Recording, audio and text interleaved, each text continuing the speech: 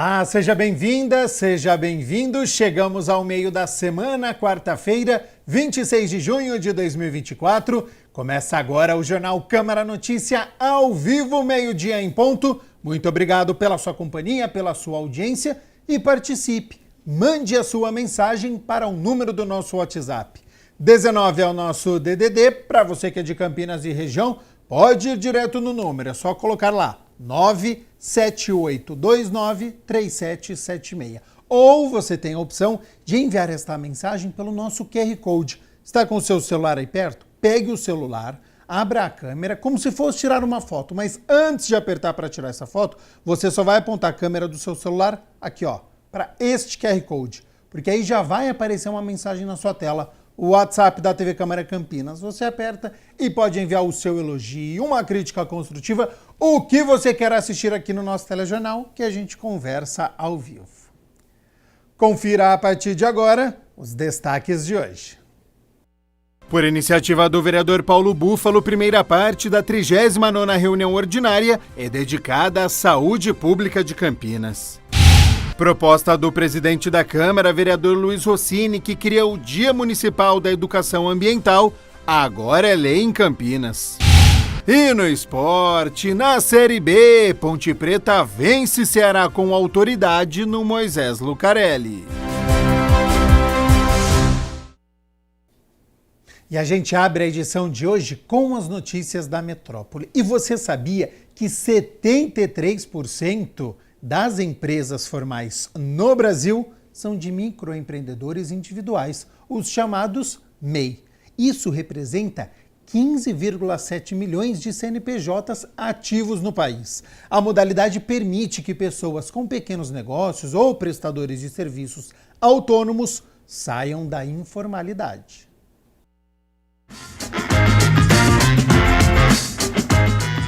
Microempreendedor individual, ou MEI, é a forma mais simples do empreendedor formalizar o seu negócio tendo um CNPJ próprio, podendo emitir notas fiscais, abrir uma conta empresarial, ter acesso a empréstimo com taxas melhores, além de contribuir para a aposentadoria e para a Seguridade Social. E tudo isso é online e gratuito. E para explicar como abrir a sua MEI, a gente vai conversar com o Gleb Júnior, que é assistente de negócios do Sebrae.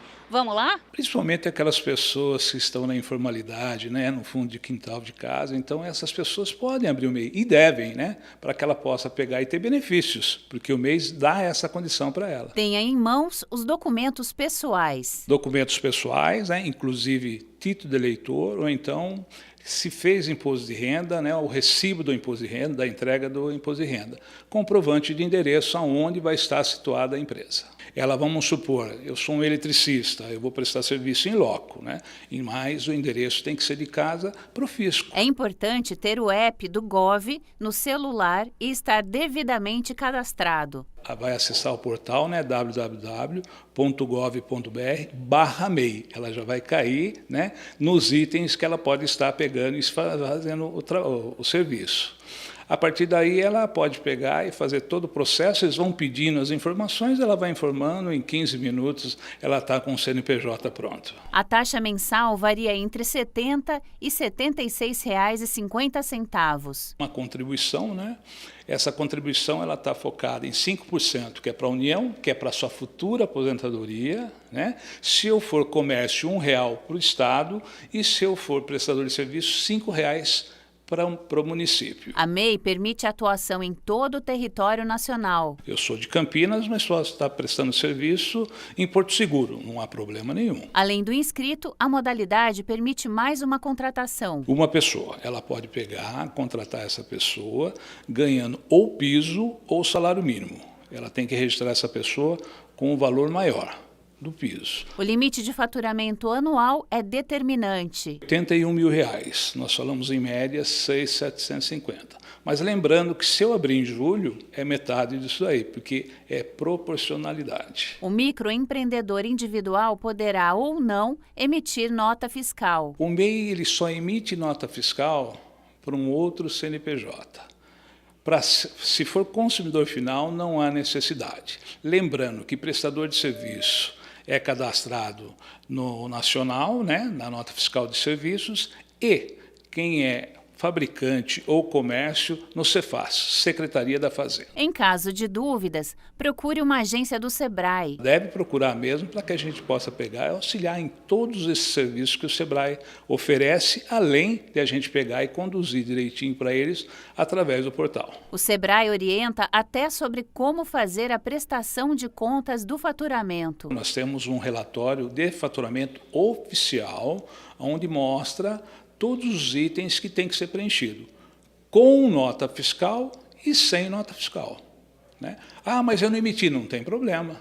Foi lá, fez um trabalho para o seu João, né, você cobrou R$500, marca lá, mesmo não emitir a nota fiscal.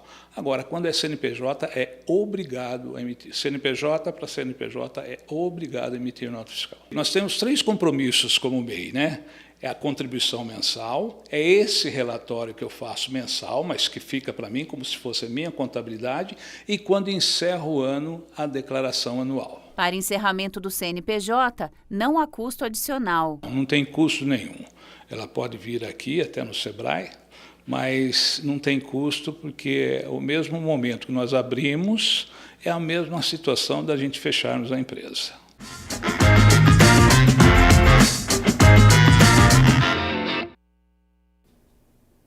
Vamos com as notícias do Legislativo, porque por iniciativa do vereador Paulo Búfalo, a primeira parte da 39ª reunião ordinária debateu a saúde pública de Campinas. O vereador Paulo Búfalo iniciou a primeira parte da 39ª reunião ordinária, anunciando o tema do debate. A crise da saúde em Campinas e a saída que vem sendo apresentada pelo governo, que são as privatizações, terceirizações de serviços, né, como uma forma de atender a essa demanda. O coordenador do Movimento Popular de Saúde e também conselheiro de saúde, Lúcio Rodrigues, trouxe a valorização do trabalho realizado pelo Sistema Único de Saúde, o SUS. O SUS, ele foi uma das principais políticas no nosso país que trouxe a garantia da questão da integralidade, da universalidade e principalmente da equidade. São princípios que nós não arredamos o pé. São princípios que nós, do Movimento Popular de Saúde, achamos que é muito importante, não só para nós do controle social, mas principalmente de toda a população.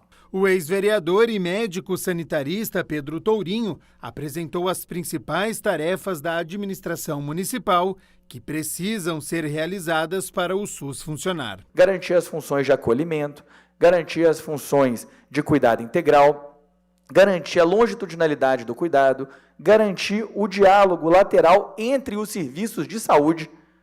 Hoje nós temos em Campinas, para exemplificar, uma dificuldade enorme de colocar a rede de urgência e emergência para dialogar com a atenção básica, de modo que pacientes utilizam os serviços de urgência e emergência, utilizam muito os serviços de urgência e emergência, e isso não produz nenhum tipo de diálogo, de interação imediata com o serviço de atenção primária. A vereadora Mariana Conte acompanhou a primeira parte do plenário e também contribuiu para a discussão, falando sobre a terceirização na saúde. O serviço público, o SUS, os centros de saúde, o Hospital Mário Gatti, todos os equipamentos, né, que são equipamentos próprios, estão vivendo a falta de servidores públicos e também aí a invasão das terceirizadas que vão sendo fatiados, fragmentados, e isso tem resultado na perda do atendimento, na dificuldade do atendimento, no adoecimento dos trabalhadores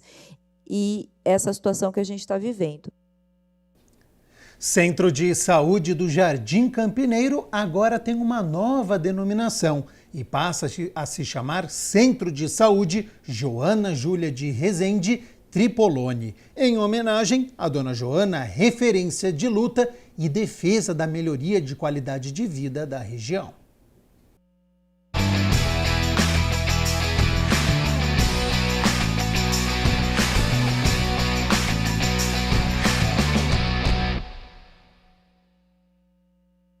Atendendo à solicitação da comunidade, o vereador Cecílio Santos protocolou um requerimento e também o projeto de lei ordinária 193 de 2023 para que o Centro de Saúde do Jardim São Marcos tivesse o nome alterado para Centro de Saúde Joana Júlia de Rezende Tripolone, pessoa referência de luta e defesa da melhoria de qualidade de vida da região. Eu convivi muito com a Joana Júlia, nós participávamos das conferências do Conselho Municipal de Saúde, do Movimento Popular de Saúde, e ela sempre foi uma pessoa muito atuante aqui nos bairros da região.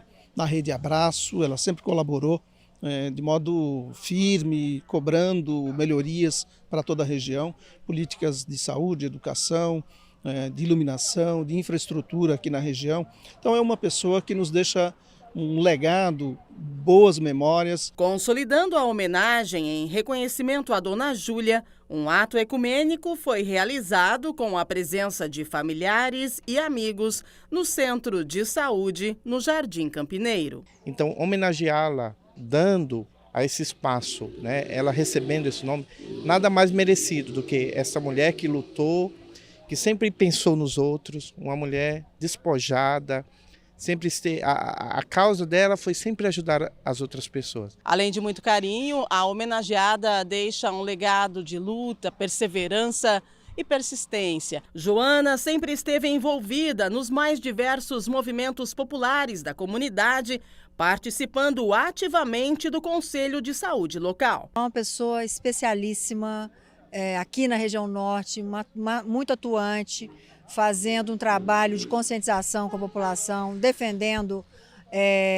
a melhor saúde para a população, né? Uma pessoa muito valorosa, a gente esteve muito junto. Eu fiquei muito triste quando ela faleceu, foi uma coisa inesperada para a gente, e levo ela no meu coração, né? No lado esquerdo do peito aí. Eu a conheci há 45 anos. Então, esses bairros aqui tiveram muitos problemas, né? Então, quando havia chuva, eram muitas inundações. E essa mulher era uma comunitária no sentido pleno da palavra. Quando nós anunciamos e solicitamos, não é, o apoio da comunidade para esta homenagem, eles de pronto disseram da importância que tem, a família também gostou muito de termos feito esta homenagem a ela, que é um reconhecimento de uma pessoa que lutou muito para melhorar a vida do povo aqui da região. Um momento de emoção e grande significado, especialmente para a Heloísa, neta de Joana Júlia. Eu não tenho muito como colocar em palavras, mas ver a luta dela exposta, eu acho que traz um significado muito grande. Ela lutou para construir isso aqui, para render e para existir. E saber que as pessoas levam o nome dela até hoje em consideração é o maior orgulho que a gente pode ter. Orgulho da avó. Ela me criou, então eu cresci com ela, eu morei durante toda a minha vida junto com ela no mesmo quintal. Era o dia inteiro eu correndo atrás dela, ela correndo atrás de mim, então foram 26 anos correndo junto com ela. E vai ser pro resto da vida essa corrida também. E isso aqui é a melhor coisa que poderia ter, sem dúvida nenhuma. Era uma companheira muito amiga, uma pessoa muito solidária, alegre, por isso nós fizemos essa homenagem a ela, dando o nome aqui ao Centro de Saúde do São Marcos, que é uma justa homenagem a uma pessoa que lutou muito para melhorar a vida do povo aqui na região.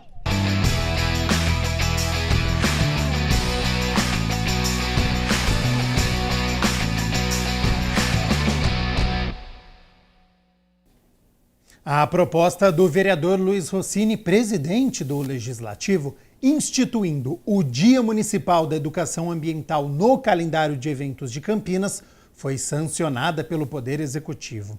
O projeto protocolado em abril foi aprovado em turno único de discussão e votação no plenário.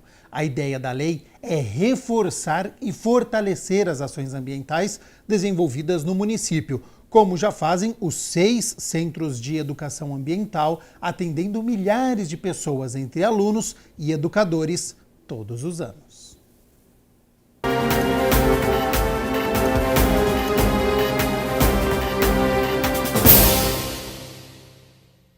O Dia Municipal da Educação Ambiental em Campinas será comemorado todo ano em 3 de junho. A Lei nº 16.587, de 19 de junho de 2024, instituindo a data comemorativa no calendário oficial da cidade, foi publicada no Diário Oficial do Município do dia 20 de junho.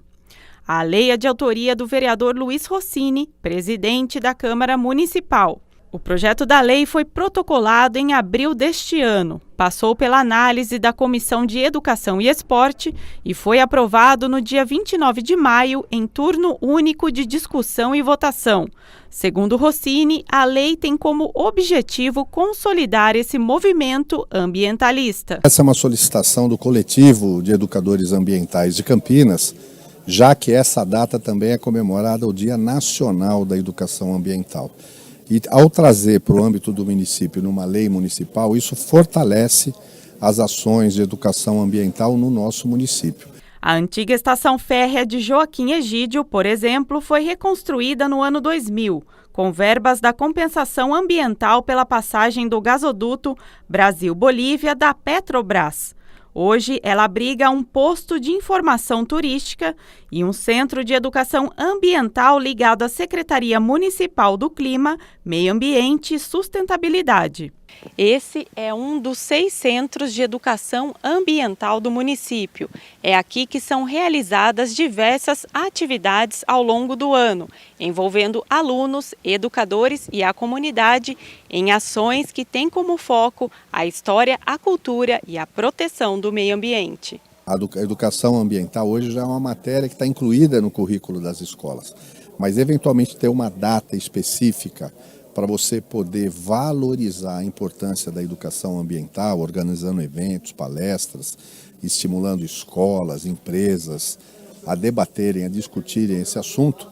Na nossa ótica, isso estimula e fortalece, né, esse processo de educação ambiental. Esses centros atendem milhares de pessoas por ano e contam com equipe, estrutura e proposta pedagógica própria, levando educação ambiental para todas as regiões da cidade. Para o presidente da Câmara, a sociedade está cada vez mais consciente sobre as mudanças climáticas e da necessidade de adotar ações de proteção ao meio ambiente. E proteger o meio ambiente vai além de não cortar árvore, não jogar lixo na rua, mas é economizar água, economizar energia, né, diminuir o consumo de supérfluos. Então, é um conjunto de fatores que a gente pode discutir e debater para mudar essa cultura consumista que acaba pressionando a natureza. Rossini ainda acredita que o tema pode ser trabalhado além da sala de aula, na educação formal, envolvendo também outros setores da sociedade. Então você pode ter uma associação de moradores, você pode ter um sindicato, você pode ter uma associação empresarial, né, as próprias empresas também entrando nesse movimento no sentido de desenvolver ações de educação e conscientização ambiental no município. A proposta de autoria do vereador Carmo Luiz, que cria o Dia Municipal de Conscientização e Divulgação da Fibrose Cística, foi sancionada e agora é lei.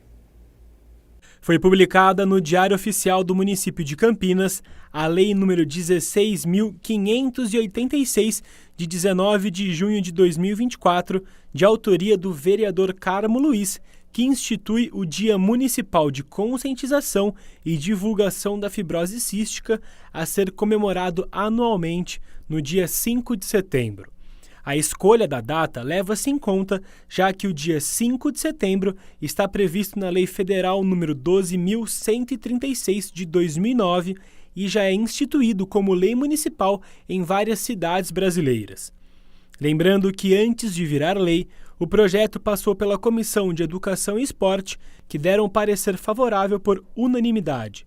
Depois, o projeto de lei foi votado durante a 33ª reunião ordinária da Câmara, antes de ser sancionado pelo prefeito Dário Saad. É uma doença rara que hoje no Brasil, felizmente, nós já estamos conseguindo já no exame do pezinho colher, e o nosso objetivo com este projeto é a divulgação, porque é uma doença, como é uma doença muito rara, muitas vezes demora para se conseguir fazer o diagnóstico. E é uma doença que muitas vezes causa cirrose hepática, causa problemas digestivos. A maioria das vezes, dos óbitos é em função de pneumonia. Então, o nosso objetivo é a divulgação entre os governos, as ações governamentais dentro do nosso município. A fibrose cística, também conhecida como doença do beijo salgado ou mucoviscidose, é uma doença genética rara e crônica, que compromete o funcionamento das glândulas que produzem muco, suor ou enzimas pancreáticas, tornando essas substâncias mais espessas, viscosas e de difícil eliminação. Afeta os sistemas digestivo, respiratório e as glândulas sudoríparas, e pode produzir uma grande variedade de sintomas. No caso da fibrose cística, como ela é uma doença de nascença, a prevenção ela é o melhor remédio. Por quê? Porque existem meios de tratar, meios de fazer com que a pessoa tenha uma vida de qualidade. Uma delas é usando mucolíticos, é claro, tudo orientado por médicos, fazendo um tratamento e tendo uma alimentação saudável dentro da sua alimentação, com muito eletrolíticos, produtos que façam com que a mucosa seja mais, diminua, né, seja mais rala, e a gente consiga dar maior qualidade de vida aos portadores dessa doença. A fibrose cística é a doença genética grave mais comum da infância no Brasil. Segundo os dados do Grupo Brasileiro de Estudos em Fibrose Cística, existem mais de 6.000 pacientes identificados no país, nos quais 74% são menores de 18 anos. E no mundo, de acordo com a OMS, a Organização Mundial da Saúde, 70.000 pessoas possuem a doença. Ela aparece na infância, só que é uma doença que, a partir do momento que ela consegue ser diagnosticada, existe condições de controle através de alimentação. É uma doença que, infelizmente, ela não tem cura, mas nós temos aí trabalhos eficientes no sentido de levar a sobrevida. Uma pessoa no passado, o tempo de vida de uma pessoa no passado era 15 anos. Qualquer pessoa com fibrose cística durava 15 anos. Hoje, com a tecnologia que temos, com tudo que vem acontecendo, com as ações voltadas a essa doença, o tempo de vida das pessoas está se aproximando a 40 anos, com maior qualidade de vida, com uma nutrição eficiente, e Campinas tem capacidade de produzir meios, uma cidade de vanguarda em muitos aspectos, e também nós queremos mostrar. O projeto de autoria do vereador Eduardo Magoga, instituindo a política municipal de atenção, diagnóstico e tratamento às pessoas com doenças raras, aqui em Campinas, foi aprovado pelo Poder Executivo. O objetivo é desenvolver ações de prevenção e identificação dessas doenças, a fim de garantir maior qualidade de vida aos pacientes diagnosticados. Segundo a OMS, são quase 13 milhões de pessoas acometidas pelas doenças raras no Brasil.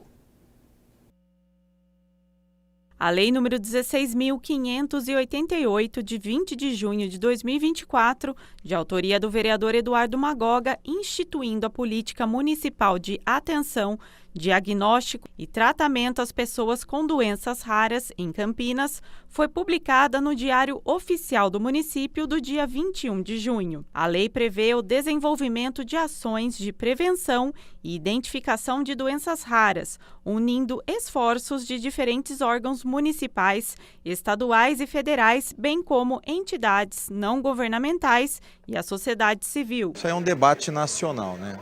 Que ele vem passando de esfera a esfera. Eu acho que o município de Campinas tem que fazer a sua parte. Então, a proposta desse projeto é começar a diagnosticar, saber entre os nossos 1.300.000 pessoas quem são as pessoas que sofrem dessas doenças raras. A OMS, a Organização Mundial da Saúde, define como doença rara a enfermidade que atinge 65 pessoas a cada 100 mil indivíduos. No Brasil, são quase 13 milhões de pessoas acometidas por essas doenças. Ainda de acordo com a OMS, estima-se que 480 milhões de pessoas tenham uma das quase 8 mil doenças classificadas como raras. Segundo o Ministério da Saúde, as doenças raras são caracterizadas por uma ampla diversidade de sinais e sintomas. Os objetivos da lei são melhorar a qualidade de vida dos pacientes diagnosticados com essas doenças, oferecer informações sobre os direitos dos pacientes, promover a educação permanente dos profissionais de saúde envolvidos na implantação dessa política, instituir um comitê de doenças raras e, por fim, oferecer uma rede de apoio às famílias. Protocolado em março do ano passado, o projeto do vereador passou pela análise das comissões de Constituição e Legalidade, Política Social e Saúde, Administração Pública, de Finanças e Orçamento e foi aprovado em primeira e segunda votação nas reuniões ordinárias da Câmara. Agora, o Poder Executivo terá 90 dias para regulamentar a lei. O princípio do projeto é fazer uma análise para a gente poder saber quantas pessoas são, quais são os tipos das doenças que nós temos na cidade e propor a elas aí tratamentos, disponibilizar mecanismo que possa ajudá-las no decorrer do tratamento.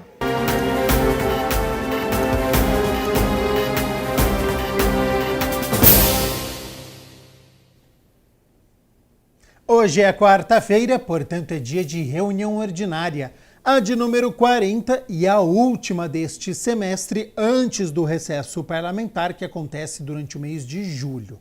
Então, a partir das 6 horas da tarde, os vereadores vão se reunir para discutir e votar 18 projetos. Entre eles está em análise final projeto de lei de autoria do vereador Hermínio Monteiro, que conhece o município de Campinas como destino turístico pet friendly. O termo em inglês é utilizado para designar lugares e estabelecimentos onde os animais de estimação são aceitos. E, segundo o parlamentar, o objetivo é incentivar e promover o turismo animal na cidade. Outro projeto é de autoria da vereadora Débora Palermo, que tem como objetivo a construção de um monumento em homenagem às mais de 5 mil vítimas fatais da Covid-19 na cidade.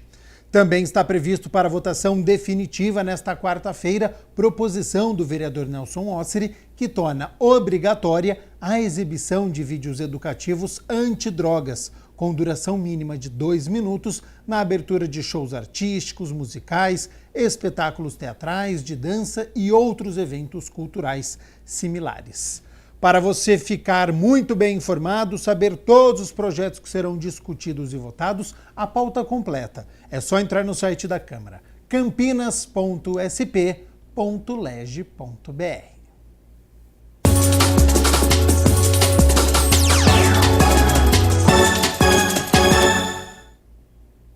Ontem, em partida válida pela 12ª rodada da Série B, a Ponte Preta recebeu o Ceará no estádio Moisés Lucarelli e venceu bem em ótimo primeiro tempo. A Ponte Preta nem tomou conhecimento do Ceará. Logo aos 9 minutos, em cobrança de escanteio, Castro subiu com estilo e mandou para o fundo das redes. 1-0 Ponte Preta. Aos 33 minutos, após cobrança de lateral e bate-rebate, Igor Inocêncio serviu de cabeça para Gé. Soltar a bomba de perna esquerda, o goleirão Richard chegou a tocar nela, mas sem êxito. 2-0 Macaca. Aos 40 minutos, por pouco, o zagueirão do Ceará não dá uma forcinha e a Ponte faz o terceiro, mas Richard salvou. Em seguida, Igor Inocêncio cruzou de 3 dedos e Castro de cabeça mandou por cima. No segundo tempo, logo aos 11 minutos, Iago invadiu a área e cruzou. Jean Imer deu este carrinho, mas tirou a bola com o braço aberto. Aí não pode, né? Pênalti marcado pelo VAR e convertido por Dodô. Bola para um lado, goleiro para o outro.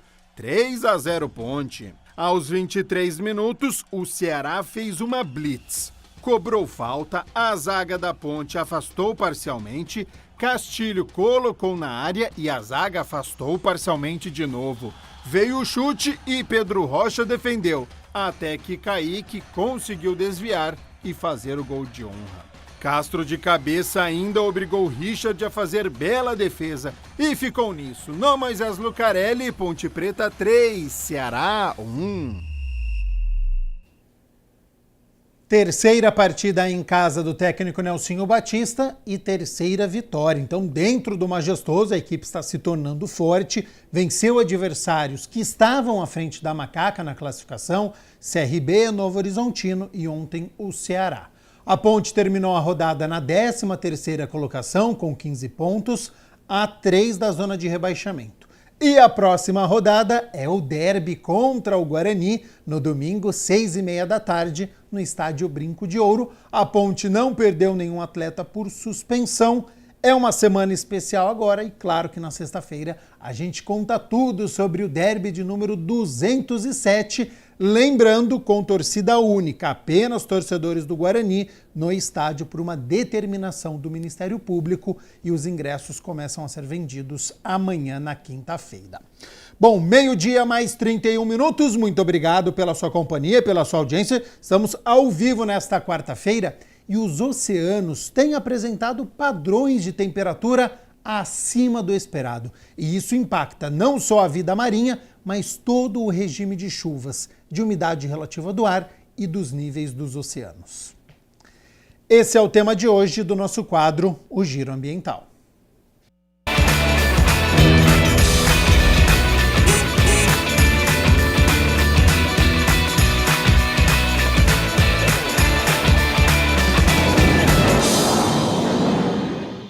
E no Giro Ambiental dessa semana a gente vai falar sobre o superaquecimento dos oceanos, que tem se mantido já há um ano, 1,5 graus centígrados a mais do que o esperado. E para falar sobre isso, tirar as nossas dúvidas sobre as causas e as consequências, a gente convidou o Anderson Cruz, que é membro da Comissão Estadual de Meio Ambiente e pesquisador da PUC São Paulo. Muito obrigada pela sua presença aqui com a gente, Anderson. Pois é, e Anderson, conta pra gente, quais são as causas desse superaquecimento para a gente começar a entender um pouquinho? Então, quando a gente fala de mudanças climáticas, o que acontece? Os gases de efeito estufa vão gerando aquecimento do planeta, que vão derretendo as geleiras, por exemplo, do hemisfério norte, no Oceano Ártico, vão derretendo. Os oceanos não tem mais essa referência do resfriamento do hemisfério norte, começa a superaquecer porque o planeta está mais exposto. O desgaste também da camada de ozônio, que é a camada que protege os raios solares, até porque a gente não seja carbonizado aqui, a vida humana, então a camada de ozônio faz essa proteção.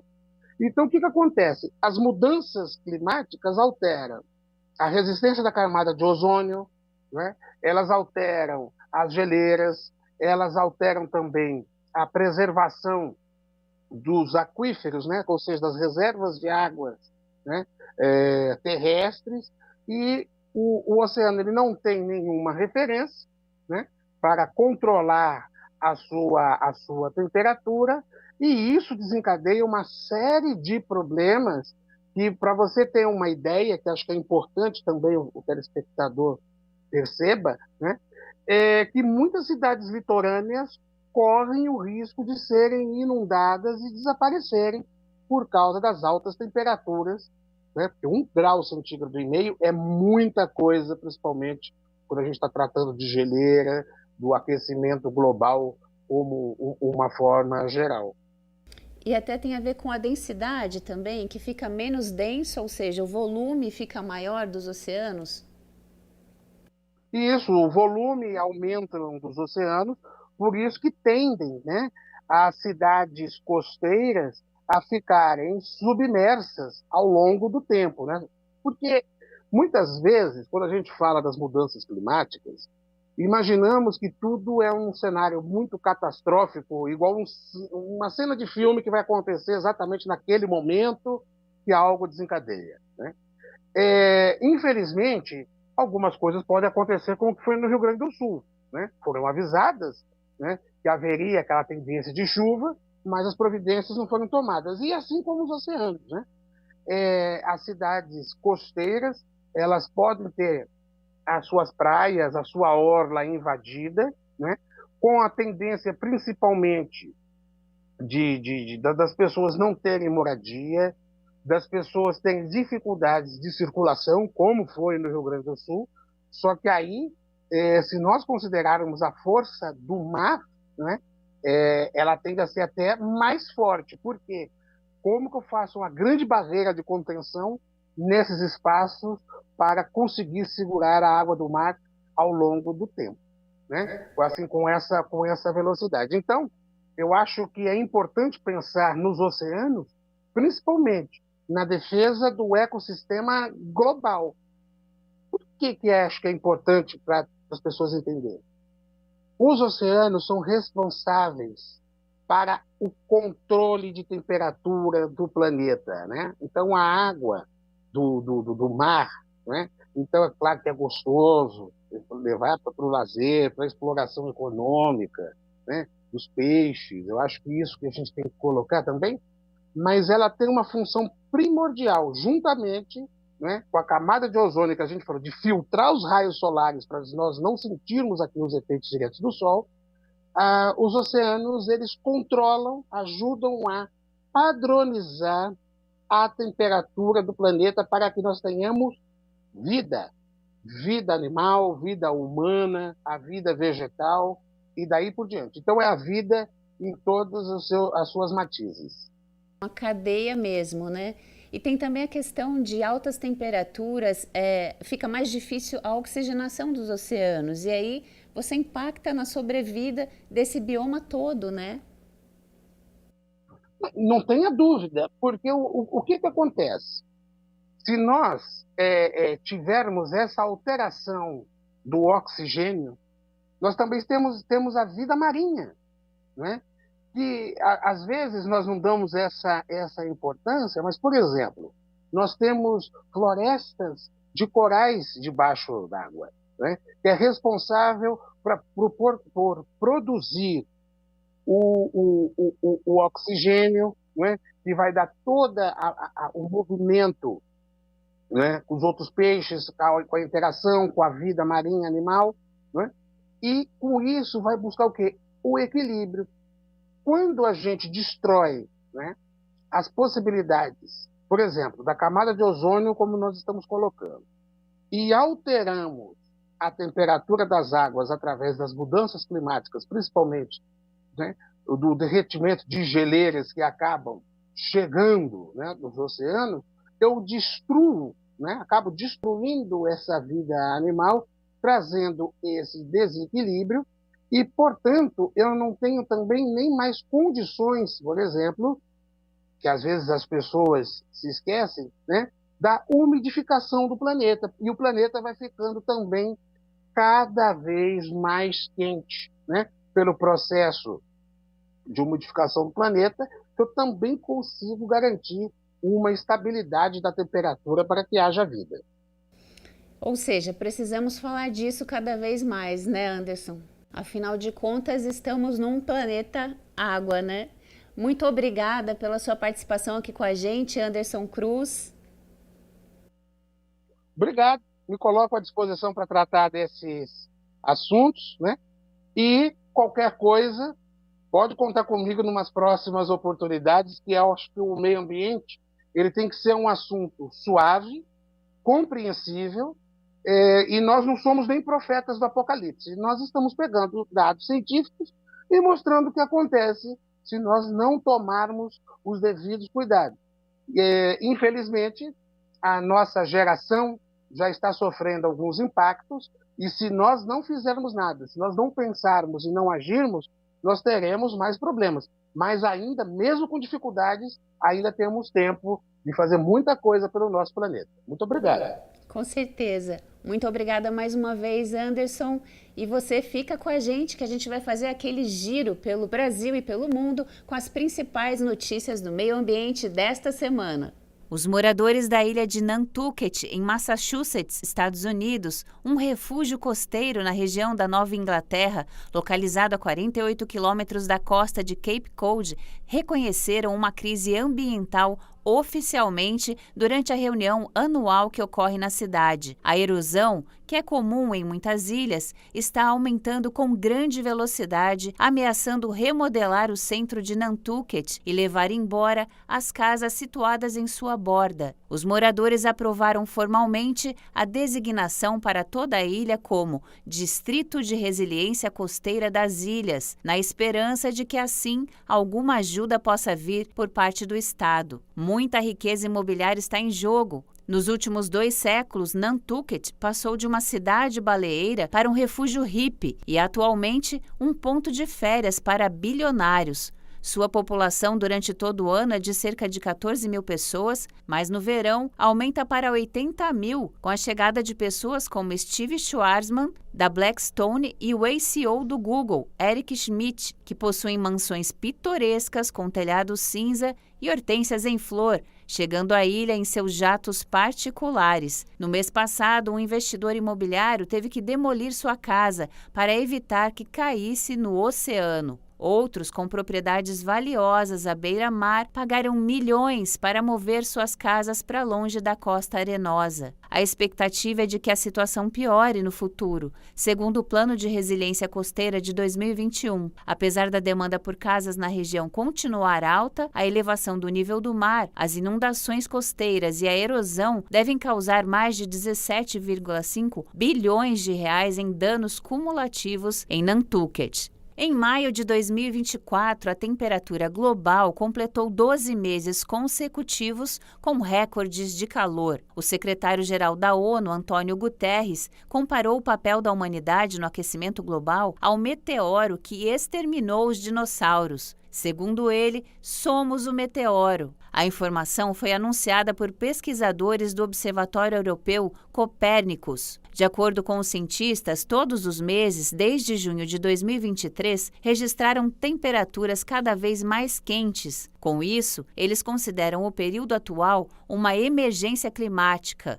O problema é que, mesmo se a sequência de recordes for interrompida no próximo mês, as sequelas serão permanentes e não apresentam tendência de mudança, como explicou Carlo Bontempo, diretor do Serviço de Mudanças Climáticas Copérnicus, em comunicado. Segundo os cientistas, o mês de maio de 2024 teve um fenômeno chamado de anomalia de temperatura, um desvio considerável das médias históricas. No caso, foi registrado um desvio de 0,65 graus centígrados acima da média de abril, contabilizada entre os anos de 1991 a 2020. Esses números representam 1,63 graus centígrados acima da média pré-industrial, considerado o período entre 1850 e 1900. Nos próximos 5 anos, a temperatura média global deve aumentar 1,5 graus centígrados. O secretário responsabiliza a humanidade pelo impacto gigantesco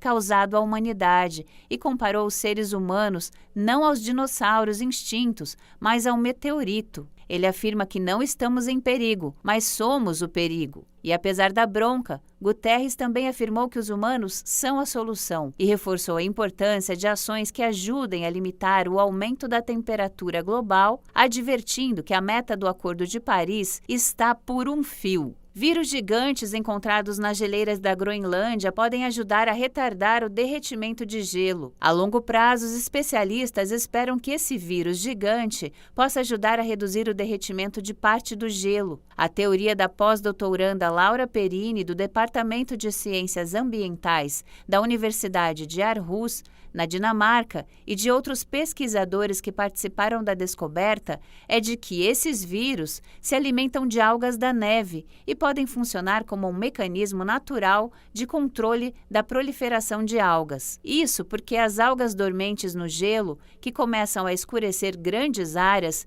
promovem um bloqueio da capacidade em refletir o sol, e isso acelera o derretimento das geleiras, agravando o aquecimento global. Os vírus gigantes foram descobertos pela primeira vez em 1981 no oceano e se especializaram em infectar algas verdes no mar. Eles também foram encontrados no solo e até em humanos, mas esta foi a primeira vez que foram avistados vivendo na superfície do gelo e da neve, dominada por microalgas. Essas descobertas foram publicadas na revista científica Microbiome na edição de maio de 2024. Esses organismos são considerados gigantes porque medem 2,5 micrômetros. A título de comparação, os vírus normais medem de 20 a 200 nanômetros de tamanho, enquanto uma bactéria típica pode medir de 2 a 3 micrômetros. O menor entre os grandes primatas é descoberto na Alemanha. Os animais viveram na Europa há cerca de 11 milhões de anos. O animal foi classificado como parte dos grandes primatas,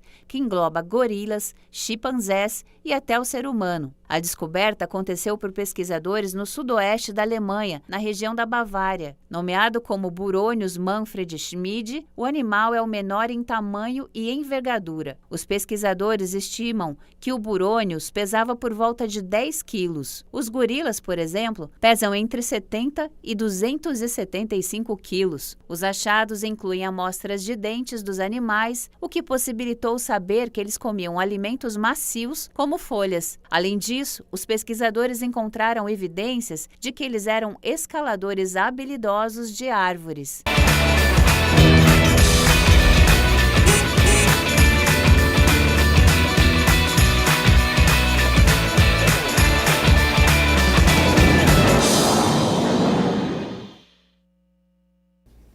Hora de nós mostrarmos o trabalho de uma profissional que atua em processos relacionados ao ensino e aprendizagem. O trabalho está intimamente ligado ao do professor e considerado como um apoio educacional. A partir de agora, se liga na profissão.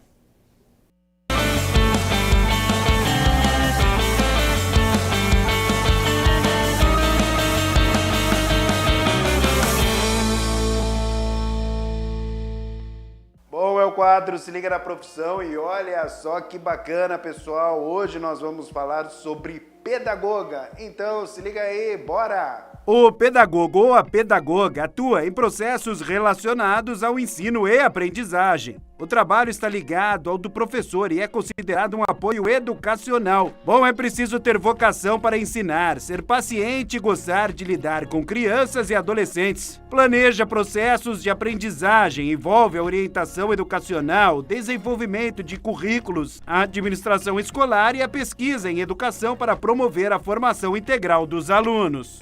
Bom, e para a gente entender um pouco mais sobre essa bela profissão de pedagoga, estou aqui com a Ana Glória. Tudo bem, Ana? Muito obrigado por atender a gente no quadro Se Liga na Profissão. Olá, tudo bem? Bom, o que faz então uma pedagoga? Conta pra gente, porque muita gente, na verdade, confunde, não é? Pedagoga, pedagogo com professor, professora. O que faz uma pedagoga? Bom, o trabalho do pedagogo, ele é amplo. Então, o pedagogo, ele pode atuar no contexto escolar, ele pode atuar em hospitais, ele pode atuar em empresas. Então, eu vou falar um pouco do contexto educacional, né? O que o pedagogo pode fazer no contexto educacional?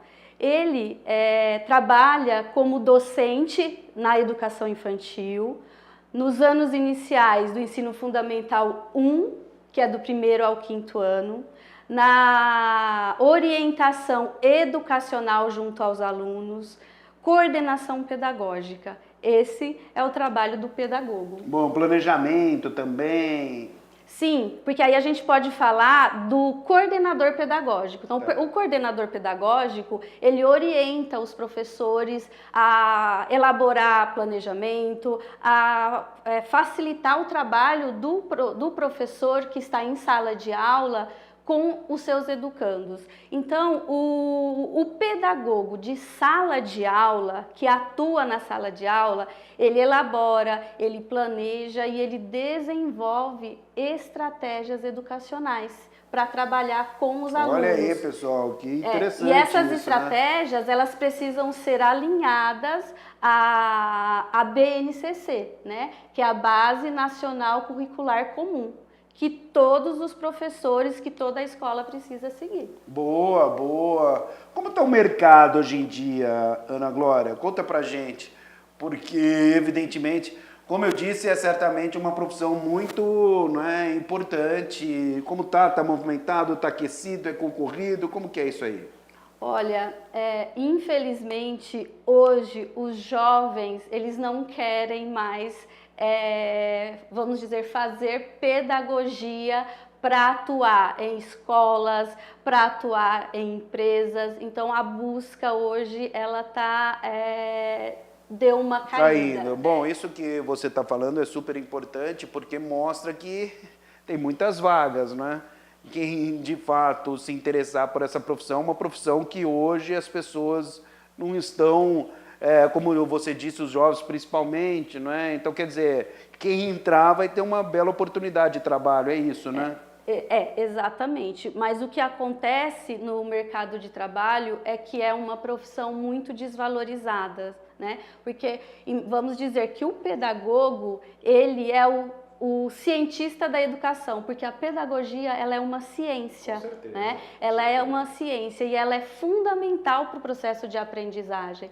Porém, ela não é uma profissão valorizada, porque o professor, ele precisa estar constantemente em atualização, né? Então, vamos falar... Não pode parar, né, Ana? Não pode parar, Tá. porque a pedagogia, ela é uma ciência, o pedagogo, ele precisa se capacitar constantemente, porque ele promove o conhecimento.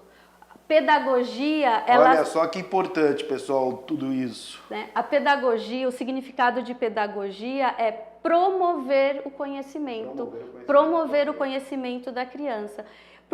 O pedagogo, ele atua, como eu já disse, em várias áreas. Né? Mas eu vou falar mais do pedagogo que atua nas séries, nos anos iniciais do ensino fundamental, que é de 1º ao 5º, e na educação infantil. Mas incluindo o 5º ano? Porque no meu tempo era até a 4ª série, né? Que era o primário, né? Isso, exatamente. Agora a gente tem... Você acha que eu estou um pouco antigo educação, ou não? Tá. A educação Primário não fala mais, né? Não fala. Nós temos a educação básica, que é a educação infantil, o ensino fundamental 1, que é de 1º ao 5º ano. Ah, tá. Né? Que é o antigo primário. Que é o antigo primário, que é de primeira série à 4ª série. Então, quem faz pedagogia, quem é formado, quem é graduado em pedagogia, ele é habilitado para dar aula, para ser um docente na educação infantil e no ensino fundamental 1, de 1º ao 5º ano. Esse é o pedagogo. O professor, ele já precisa fazer a graduação, que é do 6º ao 9º ano e ensino médio. Que aí a gente tem os professores de área, que a gente de fala. História, matemática, português, geografia, português. Inglês. Então aí eu tenho que fazer a faculdade específica, né? Isso. Então essa é uma área mais concorrida, porque o professor...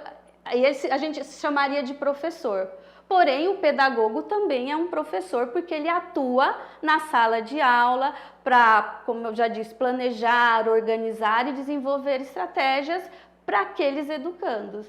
Só que o pedagogo, ele tem habilidades importantíssimas e fundamentais para o processo de aprendizagem, né? Como uma comunicação clara e objetiva. Porque hoje a gente fala de inclusão, então nós temos... Inclusive você trabalha com isso, Exatamente. Né? Conta pra gente um pouquinho sobre isso também. Inclusive, eu sou uma professora de educação especial. Eu fiz pedagogia e fiz pós-graduação em educação especial inclusiva, né? Então, por isso eu posso trabalhar com ser professora de educação especial. Hoje Como que é? Tem que ter toda uma preparação especial para saber lidar. Gostaria que você falasse um pouco mais sobre isso, porque é um trabalho belíssimo, extremamente importante, né, Ana? É fundamental as pessoas também entenderem que o pedagogo, ele tem essa habilidade que é fundamental, que é de saber se comunicar de forma clara, elaborar também, planejar atividades estruturadas para fazer com que esses educandos consigam aprender. Então, o que acontece? Os educandos, eles compreendem de forma diferente. Cada um tem um processo de aprendizado. Então, fazer atividades, planejar situações de aprendizagem de forma estruturada, com adaptações curriculares, é fundamental. E isso é uma prática do pedagogo. E o professor de educação especial, mais ainda, porque ele precisa entender como é o funcionamento daquela criança na compreensão de realizar uma atividade em sala de aula. Boa! Quais os principais desafios aí dessa profissão? Imagino que paciência é um deles, né? Paciência, atualização, como você disse, né? Atualização, isso é muito importante. Hoje, atuando como professora de educação especial, nós estamos vendo que as escolas estão recebendo muitas crianças que estão dentro do espectro do autismo. Hoje eu trabalho com pessoas que estão dentro do espectro do autismo.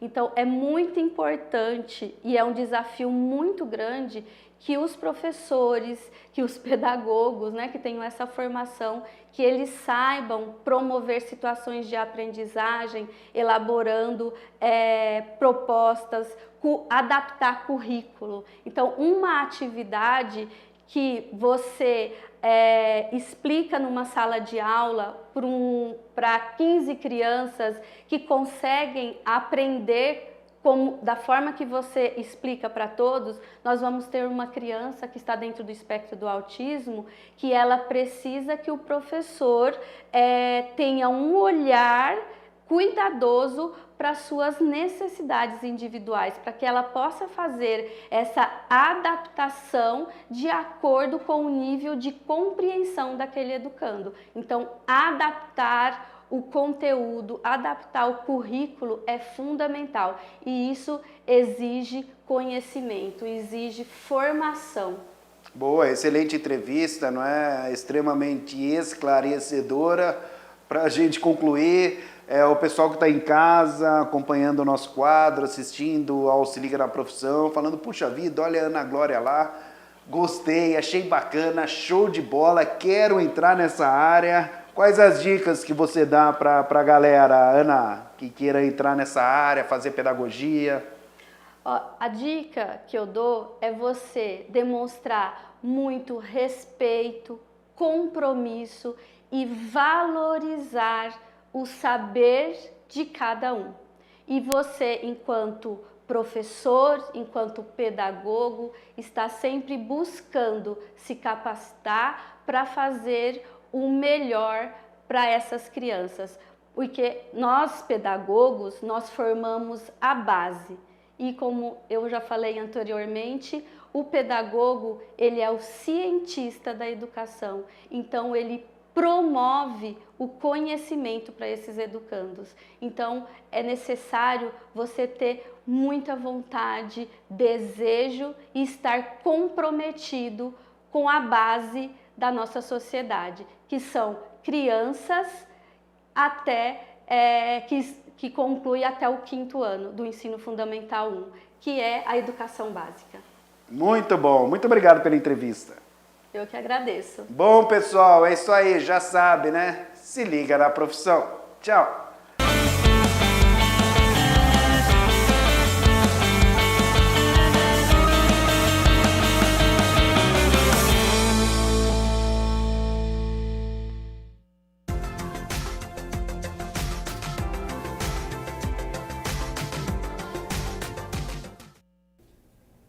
Semana de tempo estável, então amanhã, quinta-feira, o sol aparece durante todo o dia, com pouca nebulosidade e nada de previsão de chuva, massa de ar seco estacionada em Campinas e região. Vamos às temperaturas, porque elas já estão aqui na minha tela, nada daquela característica de inverno, então mínima de 15 graus. Ao longo do dia a temperatura sobe, podendo chegar aos 26 aqui na cidade de Campinas. O Jornal Câmara Notícia fica por aqui. Muito obrigado pela sua companhia, pela sua audiência. Continue na nossa programação e nos vemos amanhã na quinta-feira a partir do meio-dia. Até lá. Tchau, tchau.